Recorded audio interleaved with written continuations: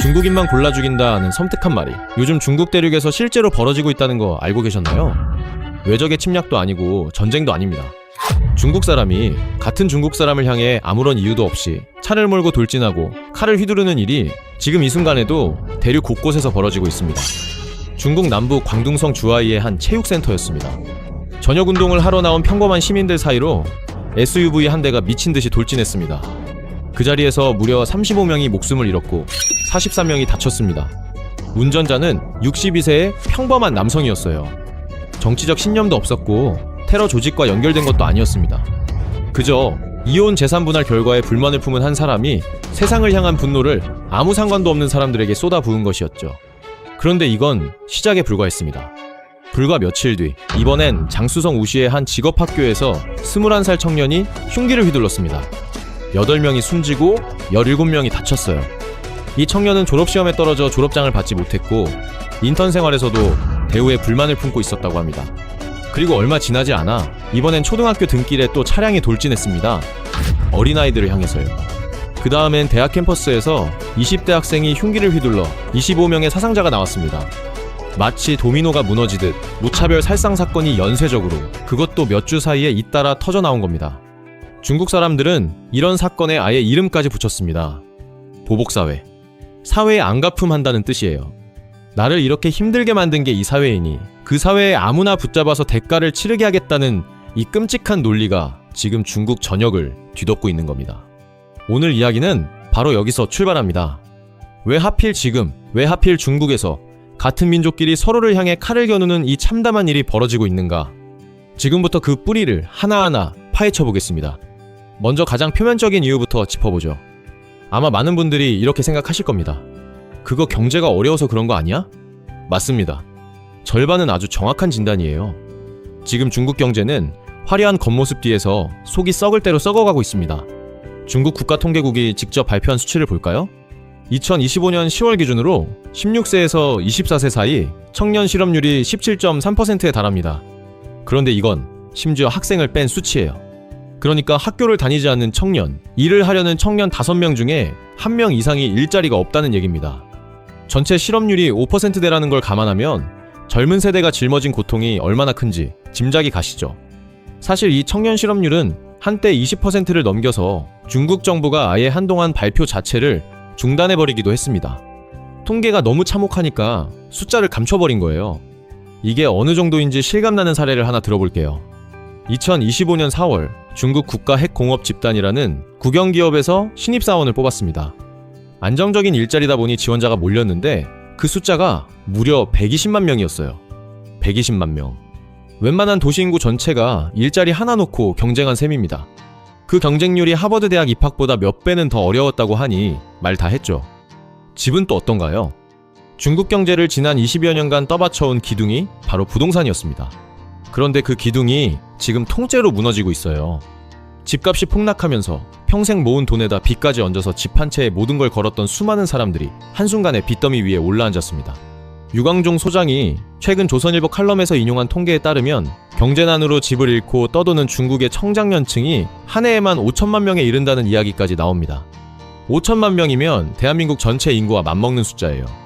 그만큼의 사람들이 돌아갈 집을 잃고 정처 없이 거리를 헤매고 있다는 겁니다. 일자리도 없고 집도 없고 미래도 도무지 보이지 않는다. 그러다 보니 중국 젊은이들 사이에서는 아주 상징적인 신조어가 하나 등장했습니다. 바로 탕핑입니다.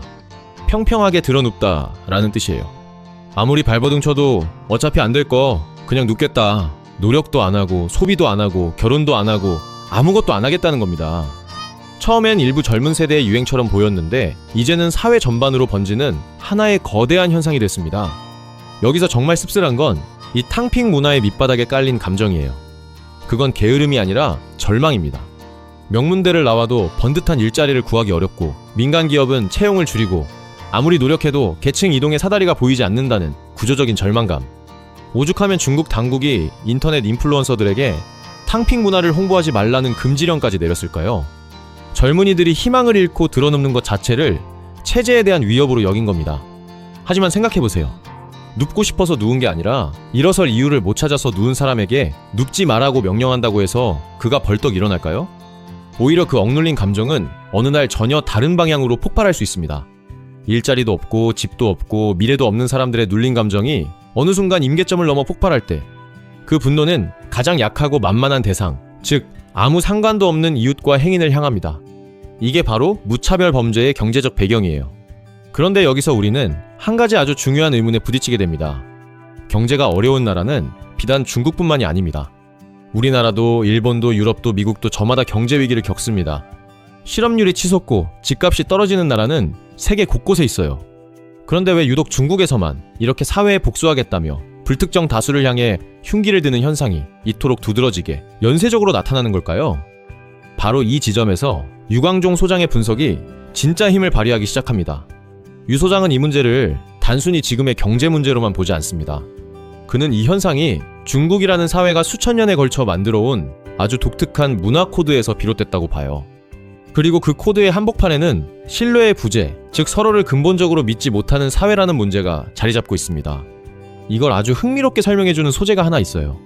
바로 중국의 전통주택입니다. 유 소장은 중국 사람들이 사는 집의 구조만 봐도 그 사회의 마음이 보인다고 말합니다. 베이징의 전통주택 중에 으뜸으로 치는 것이 사하번이라는 집이에요. 이름 그대로 동서남북 4면의 건물이 가운데 뜰을 향해 합쳐진 구조입니다. 우리 한옥의 미음자집을 떠올리면 비슷한데 밀폐의 정도가 훨씬 심합니다. 어떤 모양이냐면요. 우선 동서남북 4면의 벽이 마치 견고한 성벽처럼 두껍게 둘러쳐 있어요.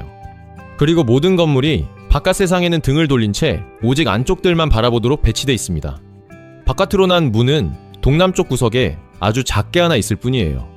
유 소장은 이 구조를 이렇게 해석합니다. 벽을 두껍게 쌓고 모든 것이 안으로만 향하고 바깥에는 등을 돌리는 이 집의 형태 자체가 바퀴 것을 극도로 경계하고 단밖에 이웃이야 죽든 말든 신경 쓰지 않겠다는 폐쇄적인 심리, 그리고 오직 내 가족, 내 울타리만 챙기는 각자 도생의 마음을 그대로 드러낸다는 거예요. 그런데 더 흥미로운 건 그 다음입니다. 이 사하번에는 남북을 잇는 축선이라는 게 있어요. 그리고 이 축선을 따라 신분이 가장 높은 사람이 북쪽 정면 가장 좋은 자리를 차지합니다. 그 다음 사람들은 등급에 따라 동쪽, 서쪽으로 자리가 정해지고요. 다시 말해 집의 구조 자체에 사람의 높고 낮음, 즉 존비와 위계, 그리고 차별의식이 아예 설계도로 박혀있는 겁니다. 누가 위고 누가 아래인지 집에 들어서는 순간부터 정해져 있는 거죠. 유 소장은 개혁개방 초기에 활달했던 중국이 점점 강성해지면서 본색을 드러내는 모습을 바로 이 사하번의 건축심리로 설명할 때가 많다고 합니다. 밖을 경계하는 두꺼운 담, 안으로만 향하는 폐쇄성, 그리고 뿌리 깊은 차별과 위계, 이 세 가지가 사실은 오늘날 중국 사회가 앓고 있는 병의 원형이라는 거예요. 집 한 채에 이렇게 많은 이야기가 담겨 있다는 게 참 놀라울 따름입니다. 자, 그렇다면 이 서로를 믿지 못하는 마음은 대체 어디서 왔을까요? 유 소장은 그 답을 중국의 아득한 역사에서 찾습니다. 그가 쓴 책 중에 중국은 어떻게 모략의 나라가 되었나? 라는 책이 있어요. 제목부터 아주 강렬하죠. 그는 이 책에서 중국이 왜 서로 속고 속이는 것을 당연하게 여기는 사회가 되었는지를 파고듭니다. 한번 중국의 역사를 떠올려보세요. 삼국지, 초안지, 춘추전국 시대. 우리가 재미있게 읽는 그 이야기들의 본질이 무엇일까요? 끝없는 전쟁, 배신, 권모술수, 그리고 살아남기 위한 속임수의 연속입니다. 어제의 동지가 오늘의 적이 되고 믿었던 사람에게 뒤통수를 맞는 이야기가 수천 년간 반복돼 온 땅이에요. 유 소장의 표현을 빌리면 중국인의 DNA는 비극에서 태어났다고 합니다. 수천 년 동안 전쟁과 학살, 그리고 황하의 범람 같은 대홍수와 기근이 무한히 반복되는 땅에서 살아남으려면 대체 어떻게 해야 했을까요? 남을 쉽게 믿으면 죽습니다. 착하게만 굴면 이용당하고 짓밟힙니다. 그래서 중국 사회에는 이런 처세술이 아주 깊게 뿌리내렸다는 거예요. 착하면 바보 취급받는다. 남을 일단 의심하고 필요하면 속이고 자기 이익을 위해서라면 수단과 방법을 가리지 않는 것. 그것이 험한 세상에서 살아남는 지혜로 여겨졌다는 겁니다. 이 대목에서 여러분, 이 영상에 달린 댓글 하나가 문득 떠오르실 겁니다. 사기치지 않으면 중국인이 아니다. 90년대에 영국에서 돌던 속담이라고 하죠. 물론 저는 여기서 분명히 짚고 넘어가고 싶어요. 이건 특정 집단 전체를 싸잡아 매도하는 아주 위험한 일반화입니다. 성실하고 정직하고 선량한 중국인은 당연히 셀 수 없이 많습니다. 우리 주변에도 좋은 중국인 친구, 이웃이 얼마든지 있죠. 유 소장이 지적하려는 것도 개개인의 품성이 아니에요. 그가 말하는 건 사회 전체를 하나로 묶어주는 신뢰라는 접착제가 얼마나 취약한가 하는 구조의 문제입니다. 사람이 아니라 시스템의 이야기라는 거죠. 그리고 이 신뢰의 부재는 놀랍게도 통계로도 뚜렷하게 드러납니다. 서울대학교 아시아연구소가 내놓은 동북아시아 3국의 범죄 분석 자료를 보면 아주 흥미로운 사실이 나와요. 한국, 일본, 중국 모두 살인이나 강도 같은 전통적인 강력 범죄는 줄어드는 추세입니다. 그런데 중국에서 유독 폭증하는 범죄가 있어요. 바로 사기와 사이버 범죄입니다. 특히 국가안전 및 사이버 범죄 관련 사건 수가 2021년부터 2025년까지 단 5년 동안 무려 158.5%나 폭증했다고 다름 아닌 중국 공안 당국이 직접 밝히고 있습니다. 여러분도 뉴스에서 많이 보셨을 겁니다. 미얀마나 캄보디아 국경지대에 거대한 사기단지를 세워놓고 전 세계를 상대로 보이스피싱과 가짜 투자 사기를 벌이는 초국적 범죄 조직들. 그 배후에 중국 자본과 중국계 조직이 깊숙이 관여돼 있다는 사실이 국제사회에서 계속해서 드러나고 있죠. 사람을 가짜 일자리로 유인해 감금하고 강제로 사기를 치게 만드는 이 끔찍한 범죄의 중심에 중국이 있다는 겁니다. 서로를 속이는 것이 하나의 산업이 되어버린 그런 사회의 어두운 단면이에요. 여기서 유 소장은 한 걸음 더 아주 깊은 곳까지 들어갑니다. 그는 우리가 중국인이라고 하면 자연스럽게 떠올리는 한족이라는 개념 그 자체가 사실은 거대한 허구, 그의 표현을 그대로 빌리자면 거짓말에 가깝다고 주장합니다. 이게 무슨 말일까요? 우리는 흔히 이렇게 배웁니다. 중국 인구 14억 명 중 약 92%, 그러니까 12억 명이 한족이라는 하나의 단일 민족이다. 그런데 유 소장은 이게 자연스럽게 형성된 게 아니라 정치적으로 만들어진 개념이라고 말해요. 실제 중국 대륙은 언어도, 음식도, 생김새도, 기질도 제각각인 수많은 집단이 뒤섞여 살아온 땅입니다. 당장 광둥 사람과 베이징 사람은 각자의 말로는 대화가 통하지 않아요. 표준어인 보통화를 쓰지 않으면 의사소통이 안 될 정도로 다른 언어를 씁니다. 남방과 북방은 음식도 문화도 사고방식도 완전히 다르고요. 이렇게 이질적인 사람들을 한족이라는 하나의 이름으로 묶어버린 건 저 멀리 사마천의 사기 이래로 이어져 온 일종의 정치적 기획이었다는 게 유 소장의 분석입니다. 문제는 이겁니다. 이렇게 인위적으로 강제로 하나로 묶어놓은 집단은 그 사회를 진짜로 엮어주는 힘, 즉 서로에 대한 진심 어린 신뢰와 공동체 의식이 약할 수밖에 없다는 거죠. 겉으로는 우리는 하나의 한족, 하나의 위대한 중화민족이라고 목청껏 외치지만 정작 속으로는 바로 옆에 사는 사람을 진짜 우리 편으로 느끼지 못하는 겁니다.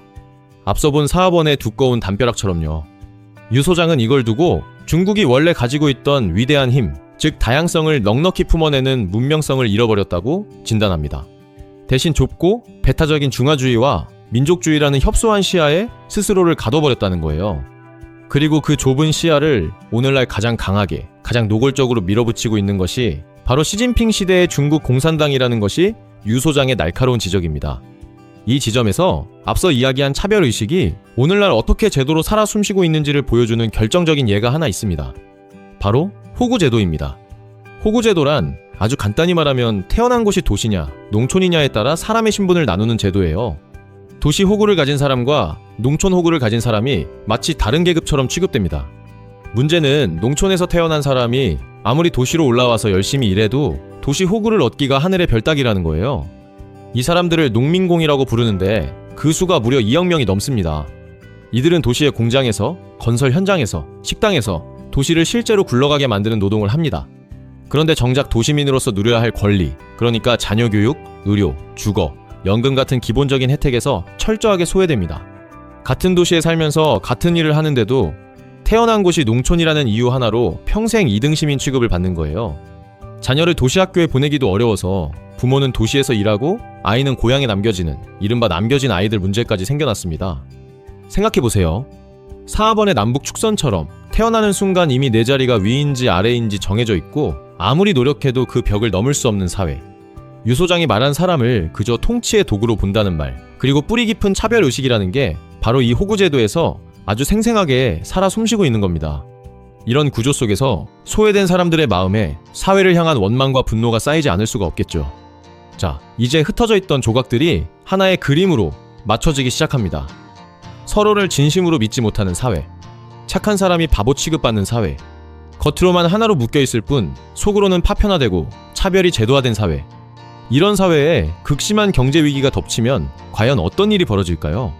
만약 건강한 공동체라면 위기가 닥쳤을 때 서로 의지하고 도우며 함께 버텨냅니다. 든든한 이웃이 있고 가족이 있고 사회 안전망이 있으니까요. 힘들지, 나도 힘들어, 같이 버텨보자, 이런 위로가 오가죠. 하지만 신뢰가 무너진 사회에서는 위기가 닥치는 순간 각자 도생이 시작되고 그 다음은 내가 이렇게 망한 건 다 저 사회 탓이다라는 원망으로 흘러갑니다. 내 고통을 함께 나눌 이웃이 없으니 그 고통은 위로받지 못한 채 오롯이 분노로만 응축되는 거예요.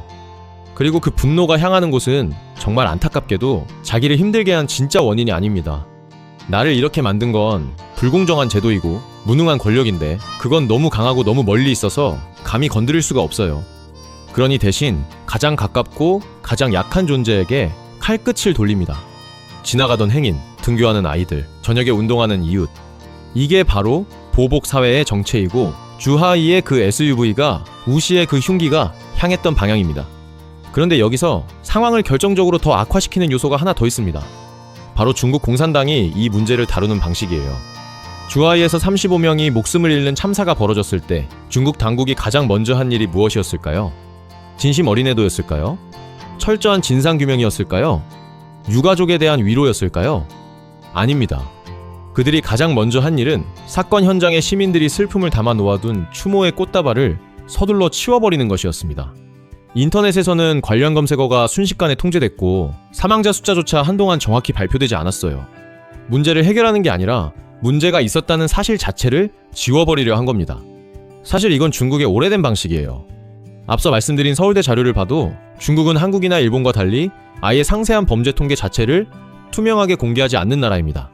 한국은 매년 대검찰청이 두꺼운 범죄 백서를 펴내고 일본도 상세한 통계를 공개하죠. 그래야 사회가 무엇이 문제인지 알고 대책을 세울 수 있으니까요. 그런데 중국은 형사사건이 몇 % 줄었다는 식의 자화자찬성 발표만 할 뿐 진짜 실상은 두꺼운 베일에 가려져 있습니다. 왜 이렇게 감추려고만 할까요? 이유는 명확합니다. 사회가 불안정하다는 사실 그 자체가 공산당의 통치 정당성에 흠집을 내기 때문이에요. 우리 당의 영도 아래 중국은 세계에서 가장 안전하고 안정된 나라라는 선전이 무너지는 순간이니까요. 그래서 문제를 정직하게 마주하고 해결하기보다 문제가 없는 척 덮어버리는 쪽을 택하는 겁니다. 무차별 범죄가 잇따르자 당국은 사법공안기관에 지시를 내렸습니다. 그 지시의 핵심은 사회 안정을 유지하라, 갈등을 초기에 해결하라는 것이었어요. 언뜻 그럴듯하게 들리지만 이건 근본 원인인 경제난과 신뢰붕괴 그리고 구조적 불평등을 치료하겠다는 게 아니에요. 그저 겉으로 드러나는 증상만을 더 강력한 감시와 통제로 억눌러버리겠다는 겁니다. 중국은 이미 AI 안면인식을 총동원한 하늘의 그물이라 불리는 세계 최강의 감시망을 전국에 깔아놓았습니다. 수억 대의 카메라가 사람들의 일거수일투족을 지켜보죠. 하지만 여러분 생각해보세요. 아무리 촘촘한 감시 카메라라도 사람의 마음속에 켜켜이 쌓인 절망과 분노까지 감시하고 막아낼 수 있을까요? 절대 그럴 수 없습니다. 오히려 감시와 억압이 강해질수록 사람들은 자신의 불만을 정당하게 표출할 통로를 완전히 잃어버립니다. 마음에 안 드는 게 있어도 시위를 할 수 없고 언론에 호소할 수도 없고 투표로 정권을 바꿀 수도 없어요. 모든 출구가 막혀버린 겁니다. 마치 뚜껑을 꽉 닫고 계속 가열하는 압력솥처럼 출구를 잃은 분노는 안에서 계속 끓어오르다가 결국 아무도 예상하지 못한 곳에서 가장 끔찍한 형태로 폭발하고 마는 거예요. 유광종 소장이 곧 대륙 전체가 아수라장이 될 것이라고 경고하는 이유가 바로 여기에 있습니다. 극심한 경제난이라는 뇌관, 수천 년간 이어진 불신이라는 화약, 그리고 모든 출구를 막아버린 억압이라는 뚜껑. 이 세 가지가 지금 중국이라는 거대한 압력솥 안에서 동시에 작동하고 있기 때문입니다. 언제 터져도 이상하지 않은 그런 위태로운 상황이라는 거죠. 이쯤 되면 이런 생각이 드실 수도 있습니다. 그래도 결국 그건 중국 안에서 벌어지는 문제잖아. 우리랑 무슨 상관이야? 하지만 정말 안타깝게도 이 문제는 결코 강 건너 남의 일이 아닙니다. 이 영상에 달린 댓글들을 한번 보세요. 이미 많은 분들이 그 영향을 피부로 느끼고 계십니다. 우리나라도 중국인들 때문에 힘들다. 한국에 마약을 밀어넣고 밀무역하는 나라가 중국이다. 속임수가 능통하고 남에게 피해를 주는 나라다. 이런 댓글에 수백, 수천 개의 공감이 달렸어요. 물론 이런 정서에는 과한 부분도 있을 수 있지만 완전히 근거 없는 감정만은 아니라는 게 문제입니다. 실제로 앞서 살펴본 범죄 분석 자료에서도 아주 의미심장한 분석이 나와요. 동북아 3국 중에서 중국은 범죄 기술과 인프라를 생산하고 공급하는 역할을 하고 한국은 그 악성 기술이 시험되는 소비처가 되고 있다는 거예요. 한 사회의 신뢰가 무너지고 그 부작용이 사기와 범죄의 형태로 흘러넘치면 그건 결코 국경 안에만 얌전히 머물지 않습니다. 보이스피싱, 마약 밀매, 초국적 사기 조직처럼 이웃나라로 그 여파가 스멀스멀 번져 나가는 거죠. 우리가 중국 사회의 이 깊은 병증을 그저 강 건너 불구경하듯 볼 수 없는 이유가 바로 여기에 있습니다. 하지만 저는 오늘 이 이야기가 그러니까 중국인은 다 나쁘다는 결론으로 흘러가는 것을 가장 경계하고 싶습니다. 그리고 유광종 소장이 평생 중국을 연구하며 진짜 하고 싶어하는 말도 결코 그게 아니에요. 그가 던지는 진짜 메시지는 오히려 이겁니다. 중국은 원래 어마어마한 다양성과 깊이를 품은 위대한 문명이었다는 것. 수천 년의 역사와 철학과 예술을 품은 인류사에 다시 없을 거대한 문명이었다는 거죠. 그런데 그 위대한 문명이 사람을 그저 통치의 도구로만 바라보는 편협한 권력과 서로를 믿지 못하게 만드는 오래된 문화 코드에 짓눌린 나머지 지금 안에서부터 스스로 무너져 내리고 있다는 겁니다. 이 영상의 한 댓글에 이런 말이 있었죠. 공산당을 청산하지 않으면 중국은 별 볼 일 없다.